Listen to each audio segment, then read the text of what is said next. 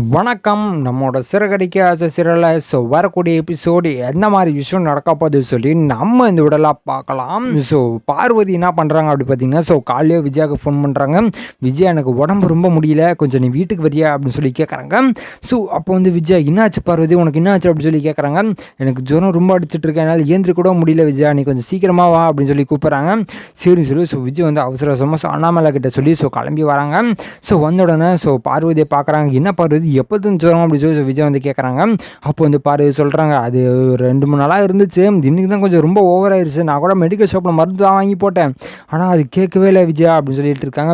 என்ன பார்வதி, உனக்கு உடம்பே சரியில்லை, அது இல்லாமல் இந்த ஃபீவர் வேறு, நீயே மெடிக்கலில் போய் மெடிசன் வாங்கிட்டு போய் ஆட்டோ பிடிச்சிட்டு வரேன், நம்ம ஃபஸ்ட்டு போய்ட்டு ஹாஸ்பிட்டலில் போய் என்னென்னு போய் பார்ப்போம் அப்படி சொல்கிறாங்க. அப்போ வந்து பார்வதி, என்ன விஜயா எல்லாம் வேணுமா அப்படின்னு சொல்லி கேட்குறாங்க. என்ன இந்த அளவுக்கு கொதிச்சுட்டு இருக்கு, இதெல்லாம் வேணுமா அப்படின்னு சொல்லி கேட்குறேன், நான் போய் கூப்பிட்டு வரேன் அப்படின்னு சொல்லி விஜய் வந்து அவசர அவசரமாக ஆட்டோ பிடிக்கிறதுக்காக போகிறாங்க. போன உடனே ஆட்டோவும் பிடிச்சிட்டு பார்வதியை கூட்டிகிட்டு ஹாஸ்பிட்டலுக்கும் போகிறாங்க. போன உடனே பார்வதியை கூப்பிட்டுட்டு ஹாஸ்பிட்டலுக்கு டாக்டரை பார்க்கறதுக்காக போகிறாங்க.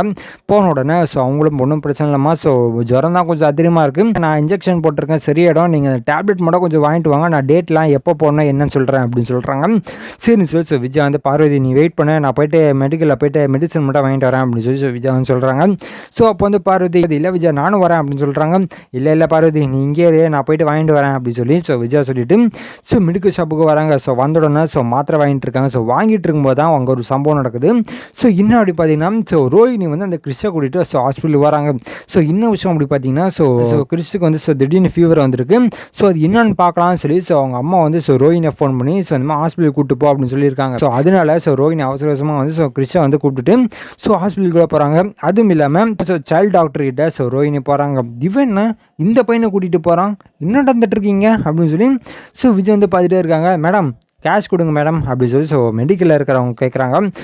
இதாங்க அப்படின்னு சொல்லி காசும் கொடுத்துட்டு மெடிசன் வாங்கிட்டு வராங்க. பார்க்கறதுக்குள்ளே ரோஹினியும் காணும், அதுவும் இல்லாமல் அந்த கிறிஷும் காணும். ஆனால் அந்த சின்ன பையனை கூட்டிகிட்டு கண்டிப்பாக அந்த சைல்டு டாக்டர்கிட்ட தான் போயிருப்பான், நம்ம போயிட்டு பார்த்தா ஏதாச்சும் கிடைக்குமா அப்படின்னு சொல்லி யோசிக்கிறாங்க. அதுக்கப்புறம் தான் தெரிய வருது, நம்ம போய் கேட்டால் எதுவுமே தரமாட்டாங்க, ரிசப்ஷனில் போயிட்டு எந்த டாக்குமெண்ட்டும் தரமாட்டாங்க அப்படின்னு சொல்லி விஜய்க்கு தெரிய வருது. அப்போ வந்து விஜய் வந்து யோசிச்சிட்டே வராங்க. வந்த உடனே இந்த மாதிரி டாக்டர்கிட்டலாம் டேப்லெட் எடுத்து காமிக்கிறாங்க. அவரு டேட்லாம் போட்டு கொடுத்துறாரு, இந்த டைமில் நீங்கள் எல்லாம் சாப்பிடணும் அப்படின்னு சொல்லி போட்டு கொடுத்துட்றாரு. அதுக்கப்புறம் பார்வதி கேட்குறாங்க, என்ன விஜய் இப்போ எதுக்கு ஒரு மாதிரி இருக்க, என்ன ஆச்சு அப்படின்னு சொல்லி கேட்குறாங்க. அப்போ வந்து விஜய் சொல்கிறாங்க, இல்லை பார்வதி நான் மருந்து வாங்க போகும்போது இந்த ரோஹினியை பார்த்தேன், அதுவும் இல்லாமல் அந்த கிறிஷு பையனும் நான் பார்த்தேன் அப்படின்னு சொல்கிறாங்க. யார் அந்த கிறிஷு அப்படின்னு சொல்லி பார்வதி கேட்குறாங்க. அப்போ வந்து விஜய் சொல்கிறாங்க, அதாண்டி அப்பப்போ அந்த முத்து வந்து சின்ன பையனை கூப்பிட்டு வருவானே அவன் தான் அப்படின்னு சொல்கிறாங்க. அப்போ வந்து பார்வதி கேட்குறாங்க, அது எப்படி அவனுக்கும் இவளுக்கும் என்ன சம்பந்தம் அப்படின்னு சொல்லி பார்வதின்னு சொல்லிட்டு இருக்காங்க. அப்போ வந்து விஜய் சொல்கிறாங்க, ஆமாம் பார்வதி எனக்கும் அதான் புரியல, அவங்க இந்த பையனை கூட்டிகிட்டு வரணும் அப்படின்னு சொல்லி கேட்குறாங்க. சரி எங்கே போனான்னு தெரியுமா அப்படின்னு சொல்லி கேட்குறாங்க. அப்போ வந்து விஜய் சொல்கிறாங்க, அது வந்து அந்த ரிசப்ஷன் அந்த சைல்டு டாக்டர் இருக்கார் இல்லையா, அங்கே தான் போனாங்க அப்படின்னு சொல்கிறாங்க. அப்போ வந்து பார்வதி சொல்கிறாங்க, சரி நம்ம போயிட்டு ரிசப்ஷனில் போயிட்டு எதுக்கு போனாங்க என்ன டாக்குமெண்ட் சொல்லி நம்ம கேட்போமா அப்படின்னு சொல்கிறாங்க. அப்போ வந்து விஜய் சொல்கிறாங்க, இல்லை பார்வதி அதை அவங்க தரமாட்டாங்க அப்படின்னு சொல்கிறாங்க. இல்லை தருவாங்க, நான் போய் கேட்குறேன், நீ வா என் கூட அப்படின்னு சொல்லி பார்வதி வந்து விஜயை கூட்டிகிட்டு போகிறாங்க. போன உடனே நடக்குது அப்படின்னு பார்த்தீங்கன்னா கேட்குறாங்க, இந்த மாதிரி இப்போது ரோஹினின்னு சொல்லி ஒருத்தவங்க போனாங்க இல்லையா, அவங்க யார் எதுக்காக போனாங்க அப்படின்னு சொல்லி கேட்குறாங்க. அதெல்லாம் சொல்ல முடியாது மேடம், என்ன ஆச்சு அப்படின்னு சொல்லி கேட்குறாங்க. அப்போ வந்து பார்வதி சொல்கிறாங்க, அந்த பொண்ணு எனக்கு தெரிஞ்ச பொண்ணு தான், எதுக்காக போகுது தான் கேட்குறேன் அப்படின்னு சொல்கிறாங்க. அப்போ வந்து சின்ன பையனுக்கு ஃபீவர், அதனால தான் அவங்க கூட்டிகிட்டு போயிருக்காங்க அப்படின்னு சொல்கிறாங்க. அப்படியா, சரி அந்த பையனுக்கு இவங்க யார் அப்படின்னு சொல்லி கேட்குறாங்க. அப்போ வந்து அந்த ரிசப்ஷனில் இருக்கிறவங்க, என்னங்க நீங்கள் தெரிஞ்சவங்க சொல்லிட்டு இப்போ எல்லாமே கேட்குறீங்க, அந்த பையன் யார் அப்படிலாம் கேட்குறீங்க, சாரி மேடம் எங்களுக்கு எல்லாம் சொல்ல முடியாது அப்படின்னு ரிசப்ஷனில் இருக்கிறவங்களும் சொல்கிறாங்க. அப்போ தான் விஜய் வந்து, சரி பார்வதி நீ இதுக்கு மேலே நம்ம பேசிட்டுலாம் இருக்க முடியாது, சரி நீ வா நம்ம வீட்டுக்கு போவோம் அப்படின்னு சொல்லி விஜய் வந்து பார்வதியை கூட்டிகிட்டு போகிறாங்க. போனோம்னா வீட்டில் உட்காந்து யோசிச்சிட்டே இருக்காங்க விஜயா. அப்போ தான் விஜய்க்கு ஒரு ஐடியா வருது, பார்வதி நீ ஃபோன் பண்ணி வீட்டுக்கு வர சொல்லு அப்படின்னு சொல்கிறாங்க. அதுவும் இல்லாமல் நீ ஃபோன் பண்ணி நீ வர சொல்கிற மாதிரி வர சொல்லு அப்படின்னு சொல்கிறாங்க. சரின்னு சொல்லி பார்வதி என்ன பண்ணுறாங்கன்னா ஃபோன் எடுத்து ரோஹினி எங்கம்மா இருக்க அப்படின்னு சொல்லி கேட்குறாங்க. அப்போ வந்து ரோஹினி சொல்கிறாங்க, அது நான் இங்கே தான் வெளில இருக்கேன் அப்படின்னு அப்படின்னு சொல்கிறாங்க. சரி எனக்கு கொஞ்சம் வீட்டுக்கு வரியா, நான் வீட்டில் தான் இருக்காங்க, கொஞ்சம் சீக்கிரமாக வரியா அப்படின்னு சொல்லி கேட்குறாங்க. சரி என்னன்ட்டு ஏதாச்சும் விஷயமா அப்படின்னு சொல்கிறாங்க. இல்லைம்மா உன்னை பார்க்கணும்னு தோணுச்சு, நீ வா அப்படின்னு சொல்லி ஸோ பார்வதி வந்து ஸோ ரோஹினை கூப்பிட்றாங்க. ஸோ கூப்பிட்ட உடனே என்ன தானே ஸோ ரோஹினி வராங்க. வந்த உடனே ஸோ விஜுவை பார்க்குறாங்க. பார்த்த உடனே ஆண்டி என்ன ஆண்டி நீங்கள் என்கிட்ட ஒழுங்காகவே பேச மாட்டேறீங்க, வீட்டில் தான் உங்ககிட்ட ஒழுங்காகவே பேச முடியல ஆண்டி, நான் என்னன்ட்டு தப்பு பண்ணேன், ஏன்ட்டி என் மேலே இப்படி பண்ணிகிட்டு இருக்கீங்க அப்படின்னு சொல்லி ஸோ ரோஹினி வந்து கேட்டுட்ருக்காங்க. ஸோ அப்போ வந்து விஜயா போதண்டி திருப்பி உன்னோட நடிப்பெல்லாம் நீ காமிச்சிட்டு இருக்காத, நீ யாருன்னு எனக்கு நல்லாவே தெரியும், அதுவும் இல்லாமல் இன்றைக்கி நீ எங்கே போயிட்டு வந்த அப்படின்னு சொல்லி கேட்குறாங்க. ஸோ அப்போ வந்து ரோஹினி சொல்கிறாங்க, நான் பியூட்டி பார்லருக்கு தான் போயிட்டு வந்தேன் அப்படின்னு சொல்கிறாங்க. பியூட்டி பார்லருக்கு போயிட்டு வந்தியா அப்படின்னு சொல்கிறாங்க. ஆமாம் ஆண்டி அப்படின்னு சொல்லி கேட்குறாங்க. சரி சரி ஹாஸ்பிட்டலில் ஏதோ ஒரு பையனை கூப்பிட்டு போனியே, அவன் ஏன் கூப்பிட்டு போனேன் அப்படின்னு சொல்லி கேட்குறாங்க. ஸோ இதை கேட்டோன்னு ரோஹினிக்கு ஆஹா எங்கடா எப்போ என்ன பார்த்தாங்கன்னு தெரியலையே அப்படின்னு சொல்லி ஸோ ரோஹினி நினச்சிட்டு இல்லையே ஆண்டி அப்படின்னு சொல்கிறாங்க.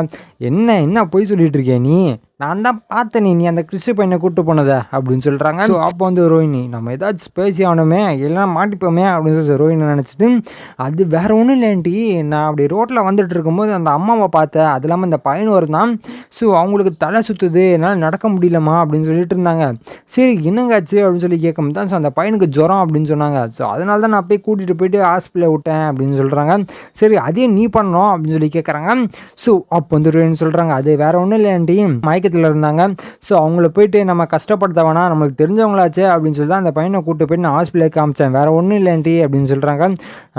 நல்லா கதை சொல்லு அப்படின்னு சொல்லி ஸோ விஜயா சொல்கிறாங்க. இல்லைங்கன்ட்டி நான் சீரியஸாக பார்லருக்கு போயிட்டு வரும்போது தான் ஸோ இந்த மாதிரி விஷயம் நடந்துச்சு அப்படின்னு சொல்கிறாங்க.